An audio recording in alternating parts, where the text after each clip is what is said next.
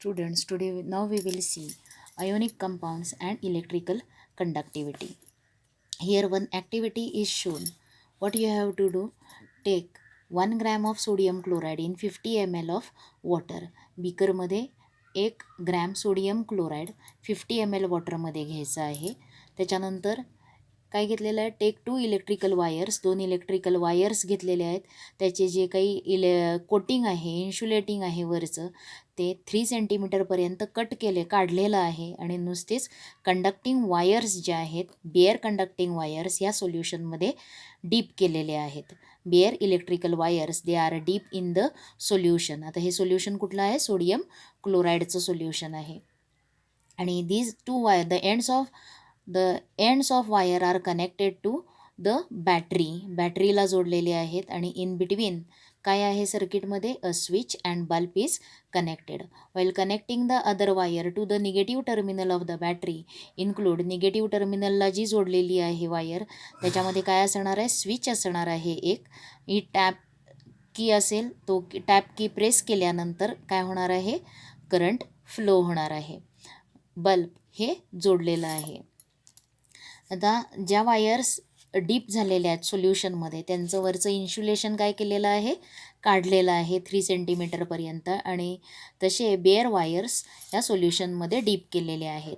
Take a salt solution of 100 ml capacity beaker and immerse the uncovered end of the 2 wires in it keeping the wire erect with the help of a support. आता ह्याच्यामध्ये काय केलेलं आहे, एक take a salt solution of 100 ml capacity beaker.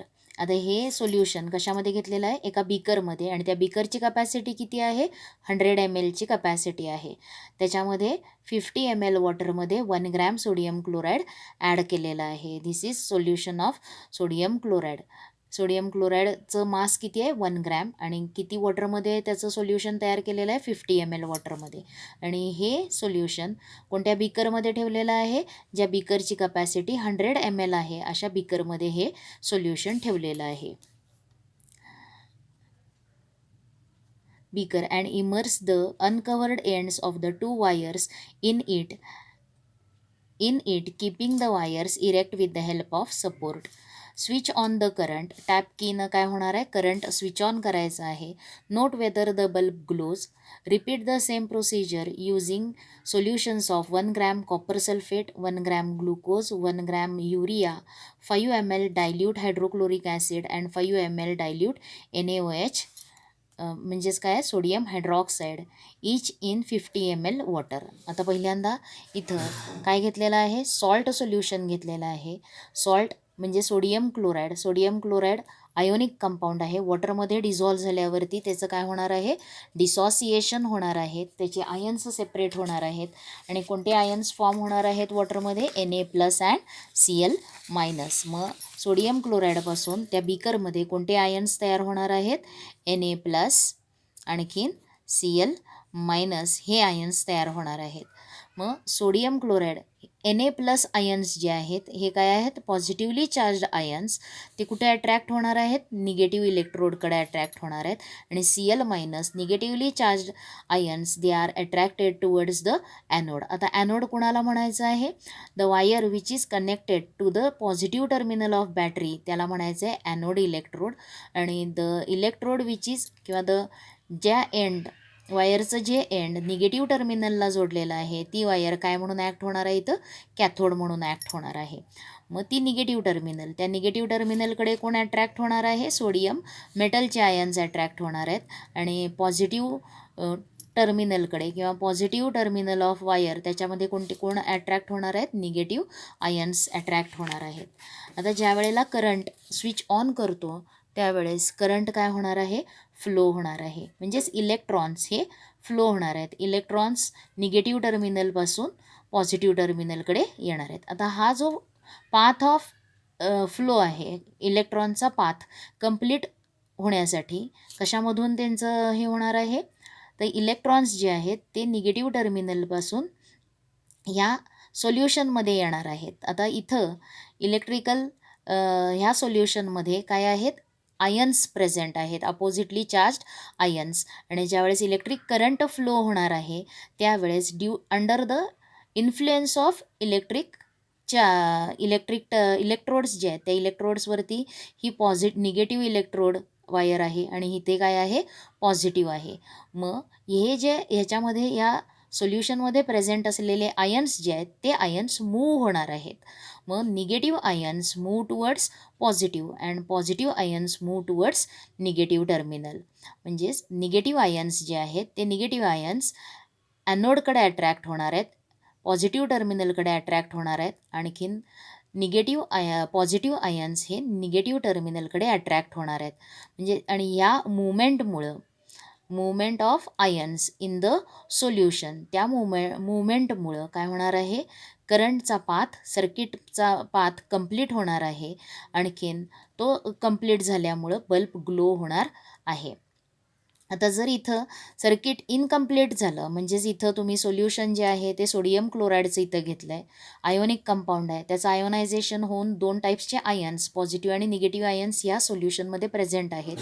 आणि त्या आयन्सची movement कुणामुळं होणार आहे, under the influence of electric इथं अपोजिट पोटेन्शियल असणार आहे, इथं निगेटिव्ह पोटेन्शियल आणि या वायरला कोणतं पोटेन्शियल असणार आहे, पॉझिटिव्ह. आणि या पोटेन्शियल डिफरन्सच्या इन्फ्लुएन्समुळं काय होणार आहेत, इथले आयन्स हे मूव्ह होणार आहेत, सोल्युशनमधले आयन्स मूव्ह होणार आहेत. आणि सोल्युशनमधल्या आयन्सच्या मूवमेंटमुळं इलेक्ट्रिक सर्किटचा पाथ कंप्लीट होऊन करंट फ्लो होणार आहे.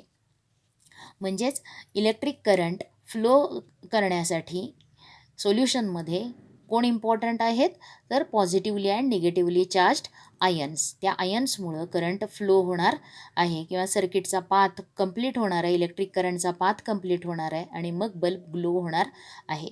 आता जर हाच एक्सपेरिमेंट आपण युरिया किंवा शुगर सोल्युशन किंवा युरिया घेतला, आणखीन त्याच्यामध्ये स्विच ऑन केला आपण आणि बल्ब लागतो का नाही हे बघितलं, तर युरिया असेल किंवा शुगर असेल त्या सोल्युशनच्या वेळेला बल्ब ग्लो होणार नाही. कारण शुगर आणि युरिया ज्यावेळेस वॉटरमध्ये डिझॉल्व्ह होतात त्यावेळेस त्यांचं आयोनायझेशन होणार नाही किंवा त्यांच्यापासून पॉझिटिव्ह आणि निगेटिव्ह आयन्स तयार होणार नाहीत, because sugar and urea are not ionic compounds. ते आयोनिक कंपाऊंड्स नाहीत, तर ते कोणते कंपाऊंड्स आहेत, कोव्हॅलंट कंपाऊंड्स आहेत, ते आयोनिक कंपाऊंड्स नाहीत. म्हणून पॉझिटिव्ह आणि निगेटिव्ह चार्ज आयन्स त्या सोल्युशनमध्ये तयार होणार नाहीत. त्याचं आयोनायझेशन किंवा डिसॉसिएशन शुगरचं आणि युरियाचं होणार नाही. म्हणजे या 2 सोल्युशनसाठी काय होणार आहे, the bulb do not glow. म्हणजेच काय सांगणार आहे, ग्लुकोज आणि युरिया, ग्लुकोज हा घेतलेला आहे आणि युरिया, शुगर मी म्हटलं, शुगर म्हणजेच काय असणार आहे, ग्लुकोज आणि युरिया हे आयोनिक कंपाऊंड्स नाहीत, त्याच्यामुळं त्यांचं डिसॉसिएशन्स वॉटरमध्ये होणार नाही आणि इलेक्ट्रिक करंट कंडक्ट होणार नाही आणि त्याच्यामुळं बल्ब डज नॉट ग्लो. तर त्याचबरोबर जर कॉपर सल्फेट घेतलं, कॉपर सल्फेट याच्यामध्ये वॉटरमध्ये डिझॉल्व्ह झाल्यावरती 2 आयन्स फॉर्म होणार आहेत, कॉपरचा पॉझिटिव्ह आयन आणि सल्फेटचे निगेटिव्ह आयन्स. म्हणजे इथं आयन्स फॉर्म होणार आहेत, अपोजिटली चार्ज्ड आयन्स या सोल्युशनमध्ये असणार आहेत. आणखीन त्याच्यामुळं इलेक्ट्रिक सर्किटचा पाथ कंप्लीट होणार आहे आणि बल्ब ग्लो होणार आहे. त्याचबरोबर H2SO4 हे ॲसिड आहे, डायल्यूट ॲसिड, आणि NaOH हे आहे बेस. आता ह्या दोघांचं सुद्धा वॉटरमध्ये काय होणार आहे, डिसॉसिएशन होणार आहे. H+ आयन्स आणि SO4- आयन्स सल्फ्युरिक ॲसिडसाठी आणि NaOHसाठी Na+ आणि OH- आयन्स हे फॉर्म होणार आहेत. आणि या आयन्समुळं काय होणार आहे, इलेक्ट्रिक सर्किटचा पाथ हा कंप्लीट केला जाणार आहे आणि करंट ग्लो होणार आहे. The bulb will glow. आणि का ग्लो होणार आहे, तर इलेक्ट्रिक सर्किटचा पाथ हा मोशन ऑफ आयन्समुळं काय होणार आहे, कंप्लीट होणार आहे.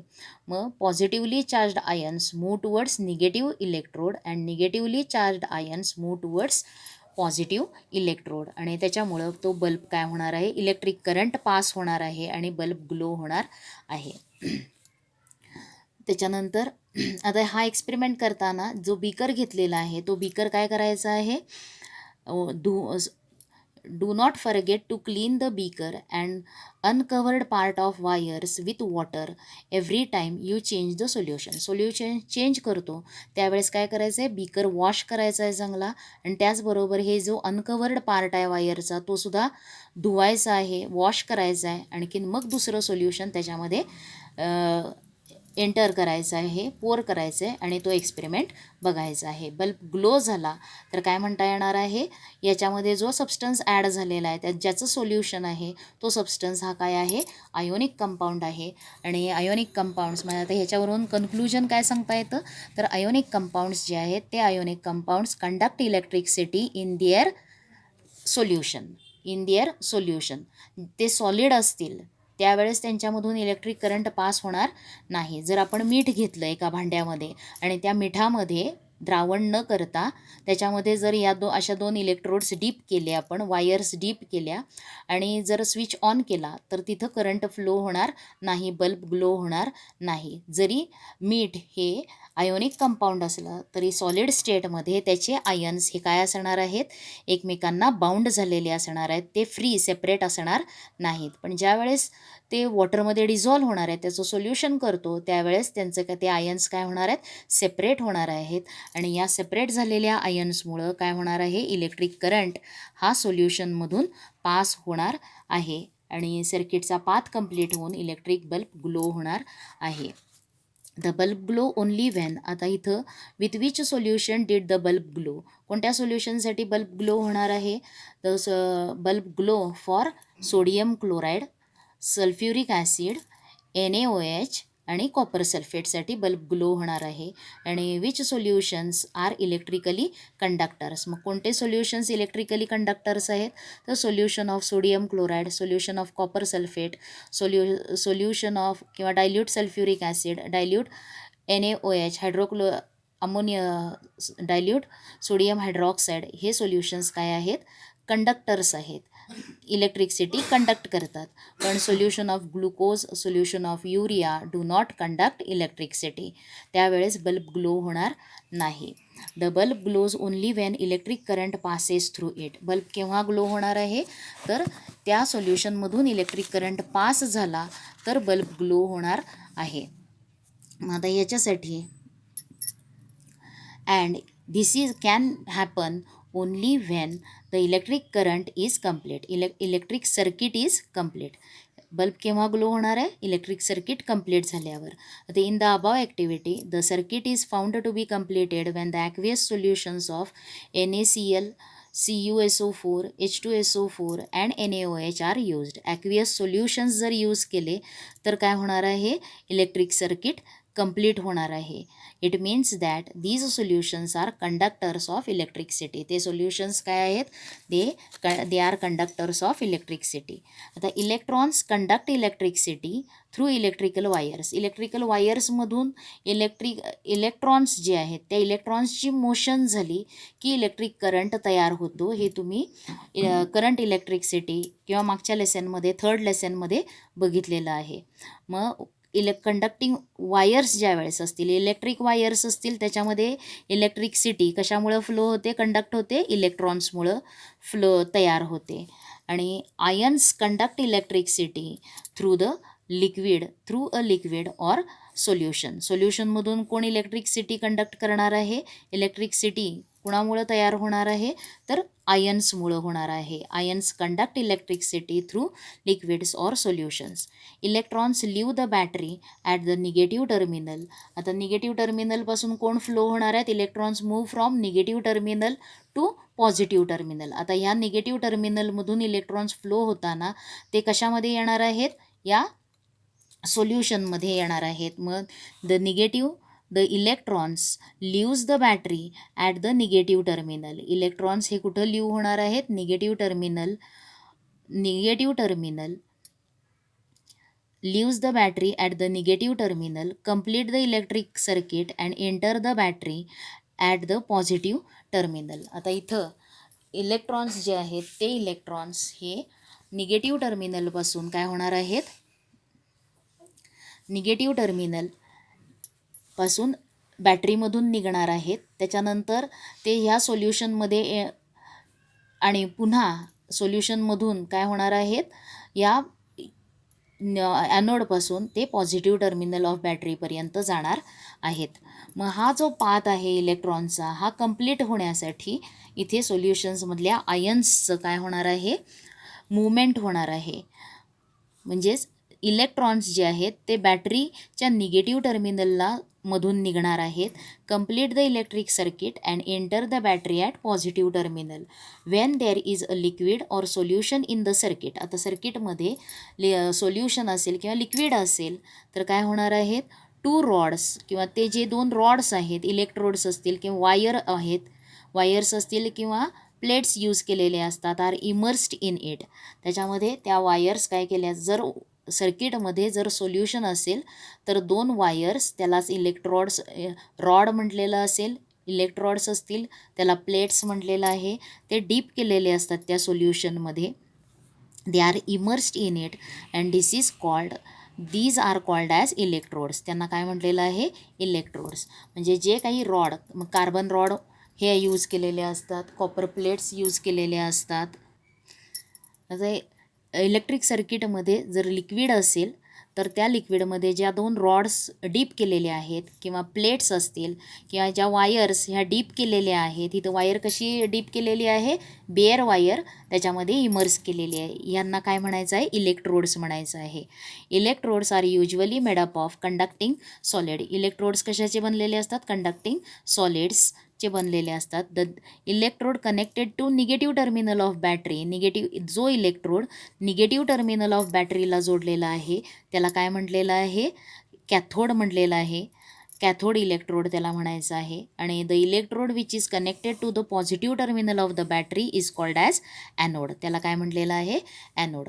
म्हणजे जो इलेक्ट्रोड पॉझिटिव्ह टर्मिनलला जोडलेला आहे बॅटरीच्या त्याला म्हणायचं ॲनोड, आणि जो इलेक्ट्रोड निगेटिव्ह टर्मिनल ऑफ बॅटरीला जोडलेला आहे त्याला काय म्हणायचं आहे, कॅथोड. आणि इलेक्ट्रोड्स हे बॅटरीच्या पॉझिटिव्ह आणि निगेटिव्ह टर्मिनलला जोडण्यासाठी कंडक्टिंग वायर्सचा यूज केला जातो. Why does the electric circuit get completed on immersing the electrodes in certain liquids or सोल्युशन्समध्ये इलेक्ट्रोड्स इमर्स केल्यानंतर सर्किट का पूर्ण होतं, तर त्याच्यासाठी तुम्हाला खालती एक अजूनही ॲक्टिव्हिटी दिलेली आहे. आता in order to understand this phenomena let us look more closely at the solution in the above activity which are found to be electrically conductors. आता इलेक्ट्रिकली कंडक्टर्स कोणते मिळालेले आहेत सोल्युशन, तर आपल्याला तो नेक्स्ट पार्ट म्हणजेच dissociation of ions and electrical conductivity सोल्युशन्समधून electrical कंडक्टिव्हिटीसाठी इसेन्शियल कोण असणार आहेत, आयन्स असणार आहेत. आणि हे आयन्स या कंपाऊंड्सपासून तयार होणार आहेत, त्यांचं डिसोसिएशन झाल्यावरती तयार होणार आहेत. मग in the above activity it was found that the aqueous solution of compounds NaCl, sodium chloride, copper sulphate, sulfuric acid and sodium hydroxide are electrically conductors. Out of these, sodium chloride and copper sulfate are salt. आता ह्याच्यामधले हे 2 काय आहेत, salt आहेत. हे acid आहे, strong acid आहे. आणि NaOH काय आहे, स्ट्रॉंग बेस आहे. मग out of these NaCl and copper sulfate are salts. Sulfuric acid is a strong acid and NaOH is a strong base. We have seen that salt, strong acids, strong bases dissociate almost completely in their aqueous solution. Arrhenius theoryवरून काय कळलेलं आहे आपल्याला, जो काही strong acid असेल, strong acid कोणाला म्हटलेलं आहे, त्यांचं कंप्लीट डिसोसिएशन होतं.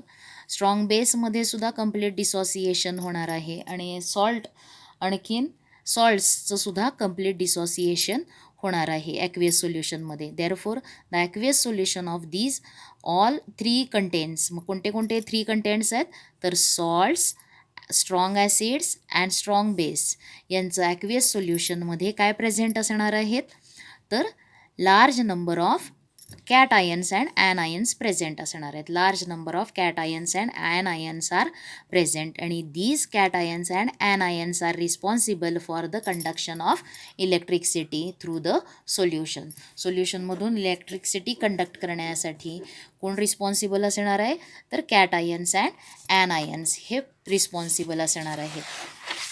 आता याच्यात the characteristics of liquid state the is the mobility of its particles.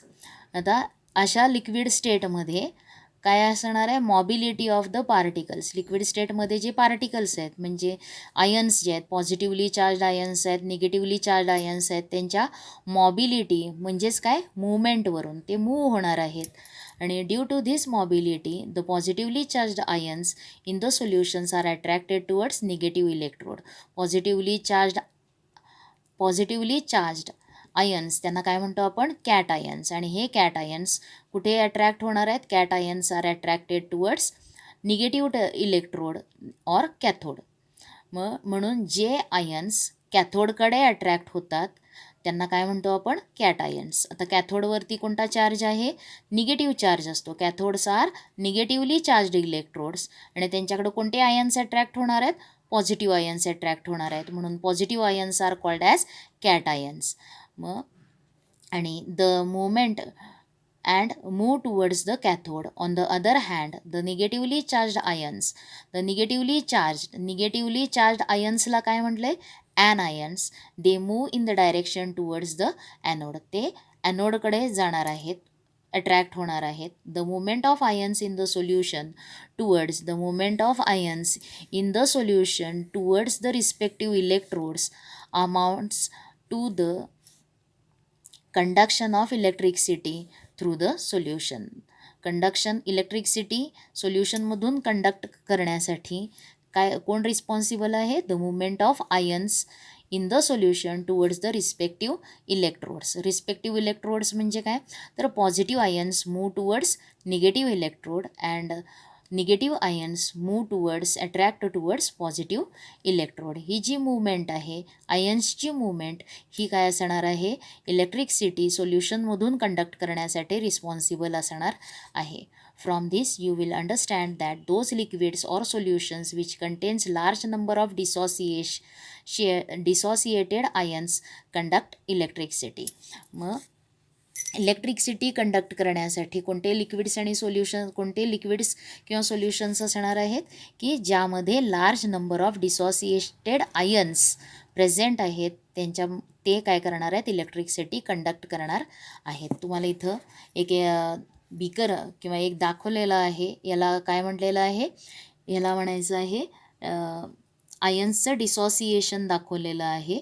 आता याच्यामध्ये एक सोल्युशन आहे आणि त्या सोल्युशनमध्ये तुम्हाला पॉझिटिव्ह आयन्स आणि निगेटिव्ह आयन्स दिसतात. आणि एक बीकर घेतलेला आहे, त्याच्यामध्ये एक सोल्युशन आहे, सॉल्टचं असेल, ॲसिडचं असेल किंवा बेसचं, असे सोल्युशन घेतलेलं आहे. आणि त्याच्यामध्ये 2 इलेक्ट्रोड्स डीप केलेले आहेत. One is positive and the other is negative. आता पॉझिटिव्ह इलेक्ट्रोडकडे कोण अट्रॅक्ट झालेलं दिसतं तुम्हाला, इलेक्ट्रॉन्स आलेले दिसतात.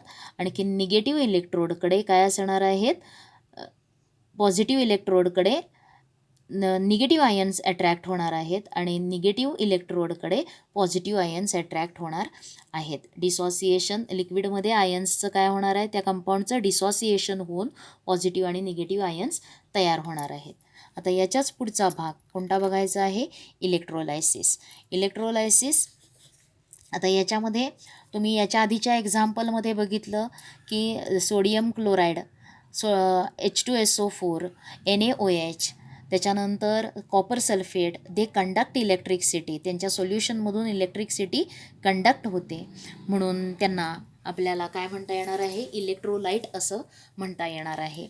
मग इलेक्ट्रोलायसिस ही एक प्रोसेस बघायची आहे. आणि आता याच्यामध्ये काय केलेलं आहे, take a solution of 1 gram copper sulphate in 50 ml water in 100 ml capacity of बीकरची कपॅसिटी आहे 100 ml. त्याच्यामध्ये कुणाचं सोल्युशन घेतलेलं आहे, सोल्युशन ऑफ कॉपर सल्फेट. त्याच्यामध्ये कॉपर सल्फेटचं मास किती आहे, 1 ग्रॅम आणि वॉटर किती आहे, 50 ml. मग this is solution of copper sulphate. It is taken in 100 ml capacity of beaker. आणि त्याच्यामध्ये काय डीप केलेले आहेत, use the thick plates of copper as anode and the carbon rod as cathode. आता याच्यामध्ये कॉपर प्लेट किंवा copper rod एक घेतलेली आहे, थिक कॉपर रॉड, ही ॲनोड म्हणून यूज केली आहे आणि ती बॅटरीच्या कुठे जोडलेली आहे, पॉझिटिव्ह टर्मिनलला जोडलेली आहे. त्याचबरोबर एक कॉपर रॉड कार्बन रॉड घेतलेला आहे आणि carbon rod is connected to the negative terminal of the battery. इथं ही काय आहे, बॅटरी आहे. त्याच्यानंतर टॅप की असणार आहे आणि स्विच ऑन ऑफ करण्यासाठी काय असणार आहे, टॅप की असणार आहे. आणि तो करंट फ्लो होतो का नाही ते बघण्यासाठी याच्यामध्ये काय केलेले आहेत, डिव्हाइस ठेवलेला आहे. मग आता ह्याच्यामध्ये use a thick plate of copper as anode and carbon rod as cathode. Arrange the apparatus as shown in the figure and pass the electric current through the circuit for some time.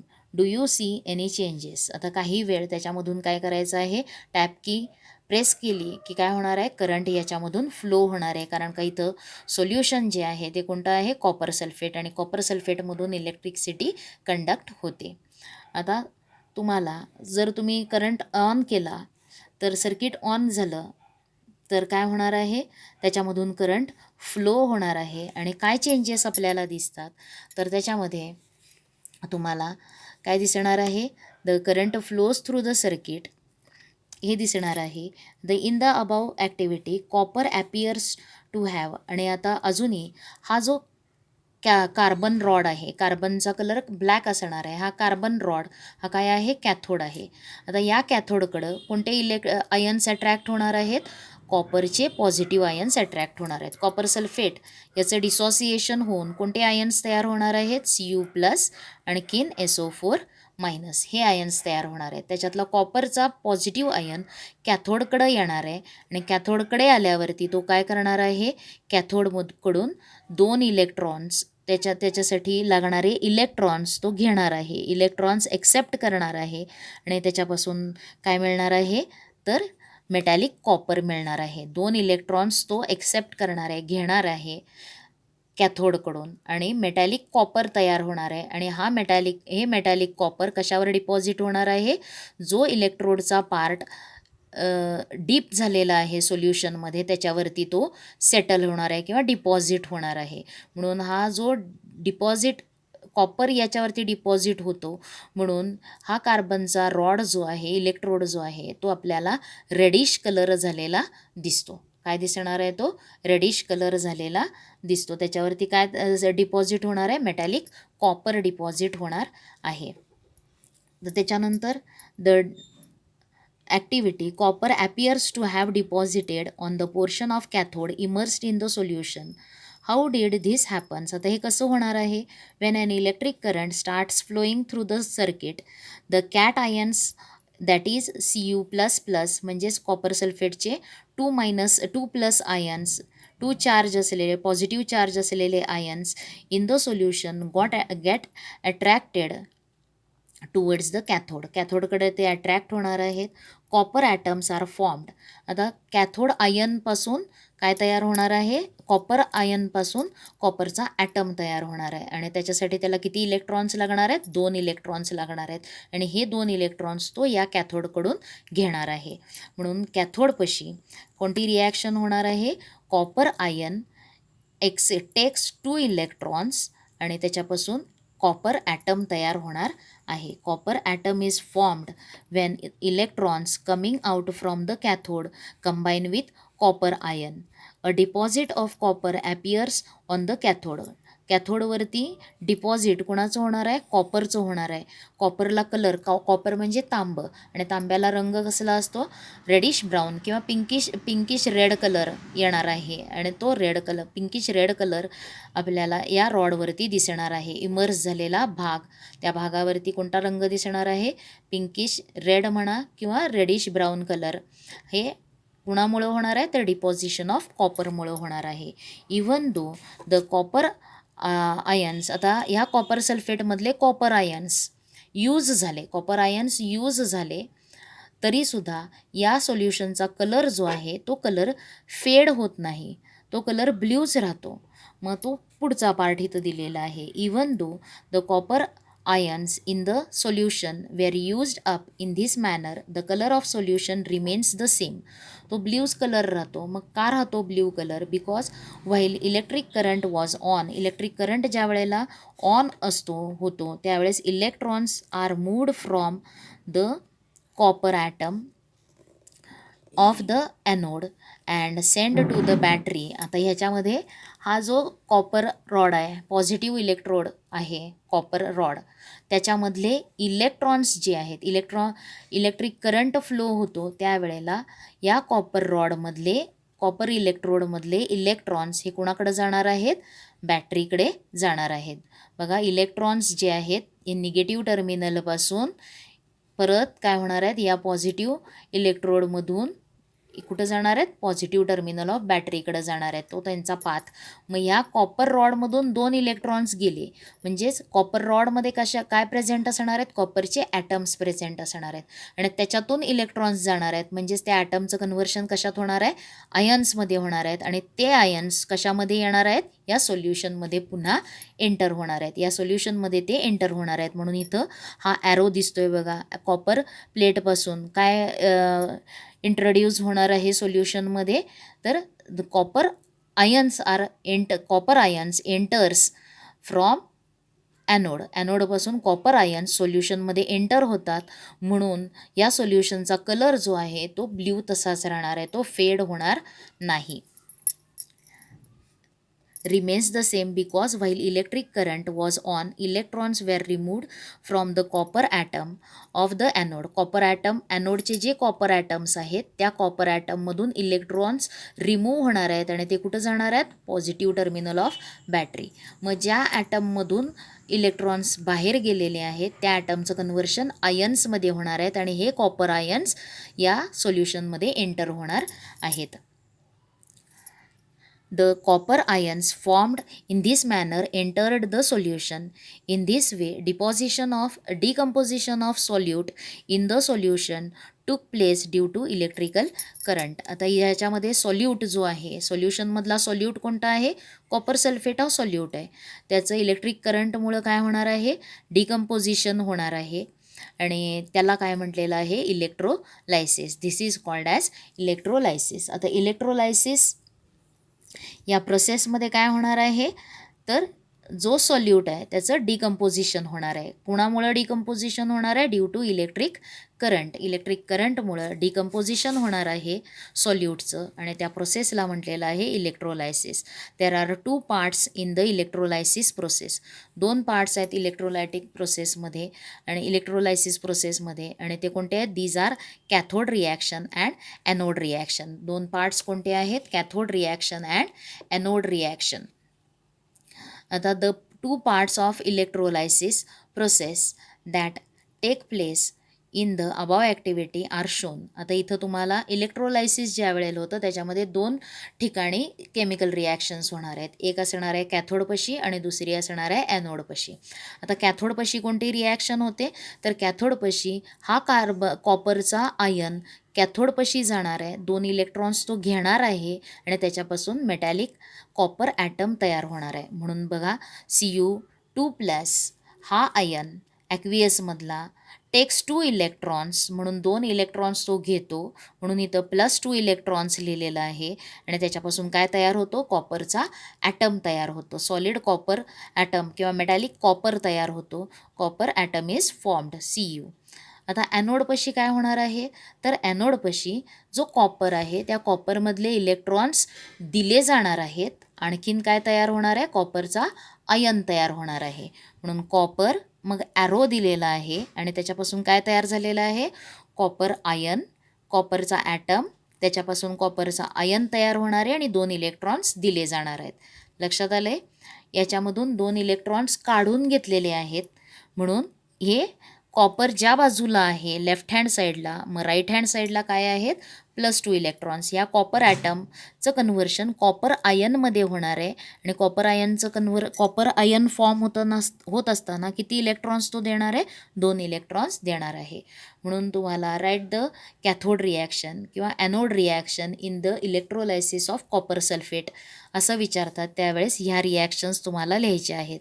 लक्षात ठेवायचं आहे, cathode रिॲक्शनपाशी 2 electrons घेतले जाणार आहेत. Positively charged copper ion takes 2 electrons and metallic copper atom is formed. ॲनोडपाशी काय होणार आहे? जो कॉपर ॲटम आहे, इलेक्ट्रोडमध्ये प्रेझेंट असलेला कॉपर ॲटम, तो काय करणार आहे? त्याचं कन्व्हर्शन कॉपर आयनमध्ये होणार आहे आणि 2 इलेक्ट्रॉन्स दिले जाणार आहेत. म्हणून ते इथं ह्या रिॲक्शनमध्ये रिप्रेझेंट झालेले आहेत.